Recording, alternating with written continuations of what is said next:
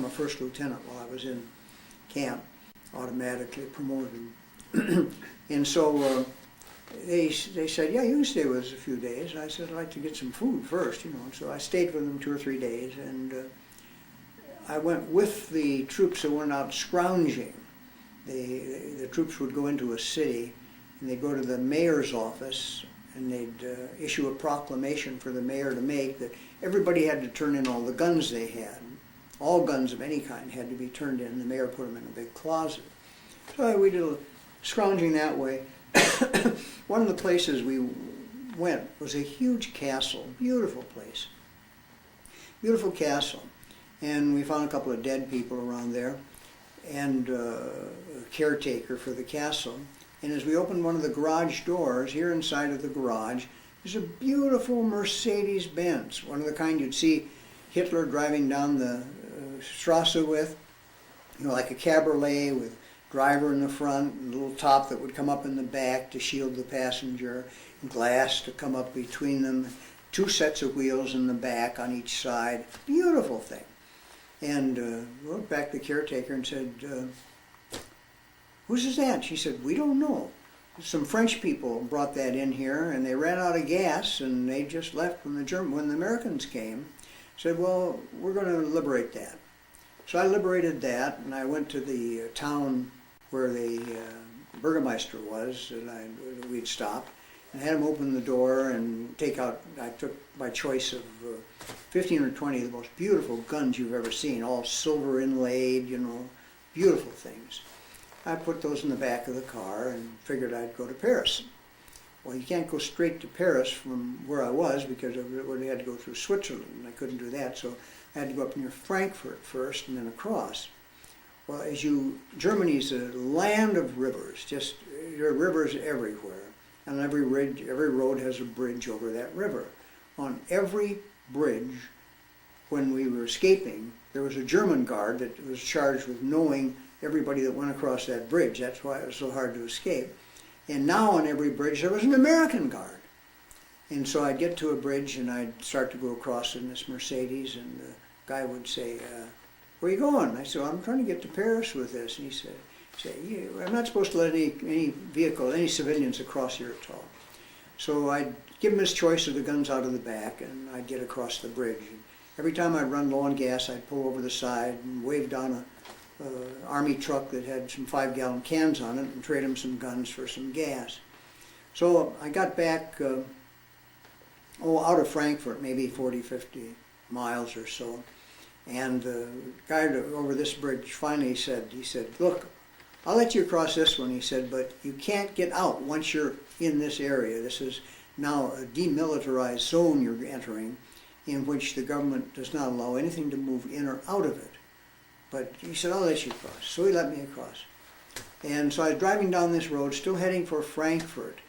And when over my head, about 50, 60 feet in the air, coming in for a landing with its wheels down, is a P-47. It comes in and lands, obviously, over here just a little bit from where I am. So I turn in on the next road and work my way back in there. And I finally get to what's a nice little estate with a castle on it, a circular driveway, and I pull up in this circular driveway, and I can see the planes behind it on the field there. And I knock on the door and ask the person who opened the door what the name of the commander of the base was, and he told me, and I said, is he in? He said, yeah, he's upstairs. I said, well, I need to talk to him. So he took me up, and I started talking to him, and I said, I'd like a piggyback ride on the P-47 into Paris. I'm still maybe, 400 miles from Paris, you know, Frankfurt, quite a way. And so he said, we only have one 2-seater, and we are limited to using that for training. I wish I could help you, but I can't. He said, how do I know you're an American anyway? You know, you come in here, you have any identification, everything else. I said, well, I think I can prove I'm an American, all right. I talk pretty good English, but what class did you graduate in? And he told me, and so I started picking people I knew in camp that were about what his classmates would be. And sure enough, I ended up with 3 or 4 people that he knew that I could describe them so well. He knew that I knew them. He knew they were prisoners. So he said, okay, I believe you're a prisoner, but I still can't do anything. I said, well, I've got a very good reason for you to do it. He said, oh yeah? What? I said, come here. I took him over to the window. I said, look down there. Pointed down, and here's this Mercedes sitting in the driveway. I said, can I fit that into a P-47? He said, no. I said, well, I guess I'd have to leave it here, and how would that look painted olive drab as a squadron car? He said, let me see what I can do. So, in the meantime, the weather had lowered. The weather was terrible. But he put me in the back of this P-47 and took off for Paris. And they didn't have any instruments to fly by back in those days, no ILS and none of these omnis with radio beams coming out. They had radio stations, and you could tune a radio compass in and it would point to it, so that you could point to it and you could fly the iron radio compass. But you never knew where the hills were if you're doing that. And so we were following a railroad track about 50, 60 feet up above a railroad track. And the sky kept getting lower and lower and lower and lower and lower. Finally it got so low, the guy said, I can't go any farther. We were in France by that time, about maybe 60, 70 miles from Paris. He said, let me see what I can find to put this down. So he found a place to put the plane down. And I got out of the plane, and he gave me some French money that he had, the pilot, so that I could get a railroad ticket. I bought a railroad ticket into Paris and got into Paris. When I got into Paris, I still had just makeshift army clothes, no identification or anything. And it was late in the day, and so I stopped a couple of soldiers and I said, where do they put the transients up? And they told me a couple of hotel names, and I went over to the hotel and said, well, you don't have any ID or anything. I said, well, I'll get it in the morning. I'll get it in the morning. So they put me up overnight in something temporary somewhere. I've forgotten where it was really. And the next day I went on to the PX, and they said, we can give you anything except money. You can sign the chit, get uniforms, and anything you need except money.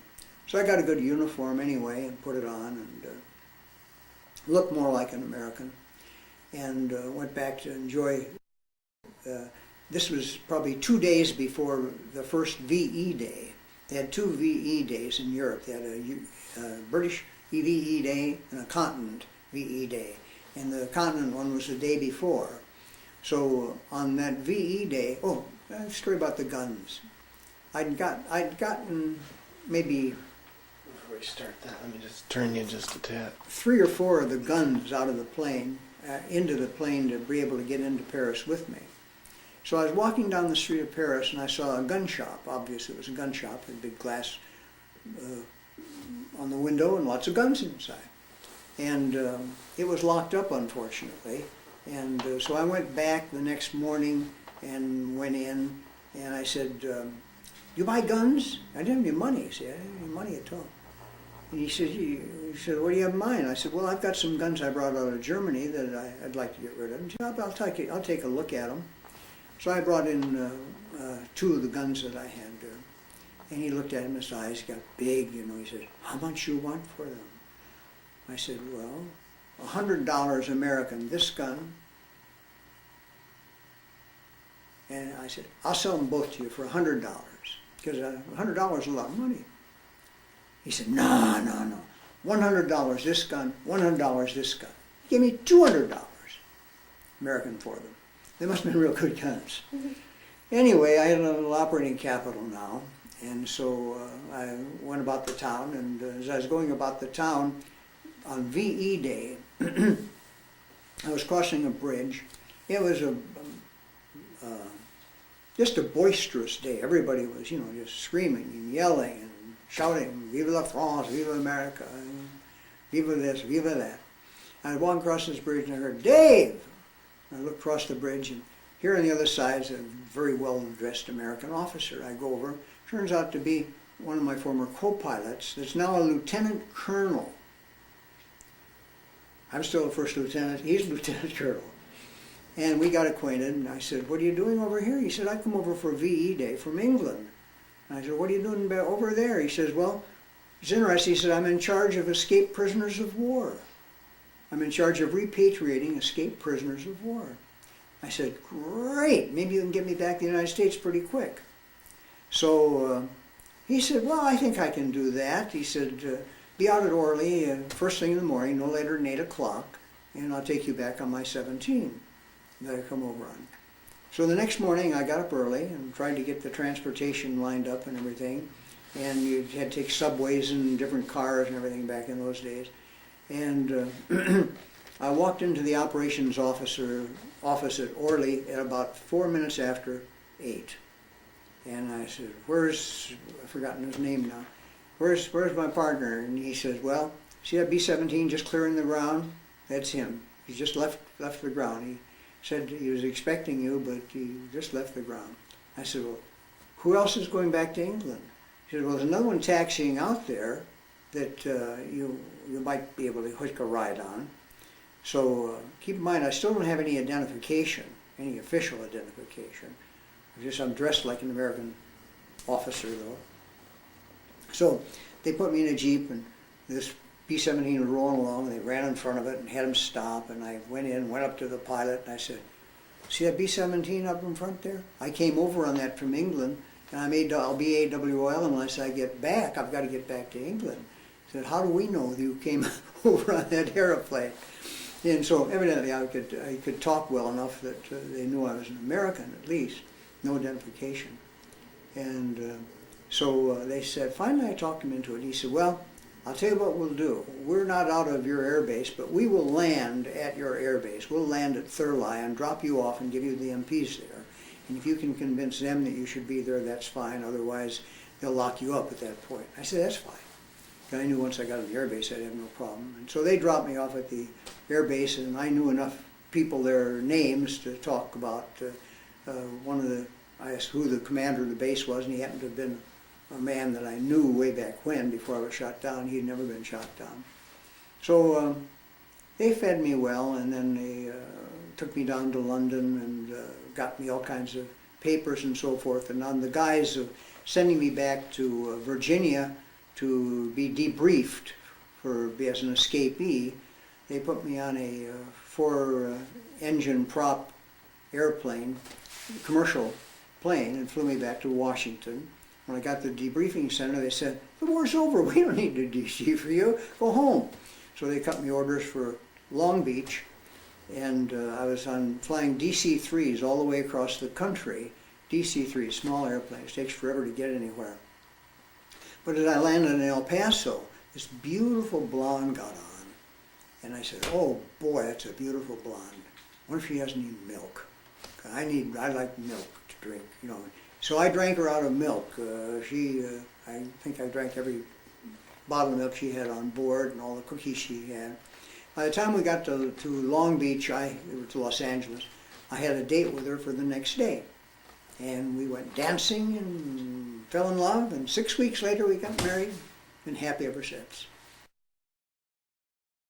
A tua renuncia enche mi alma, corazón de te dio. A tua renuncia enche mi alma, pero no tengo remedio. Amar y vivir, aún doce placer, embriagador y vulgar, o d'officio do amor, que saber renunciar.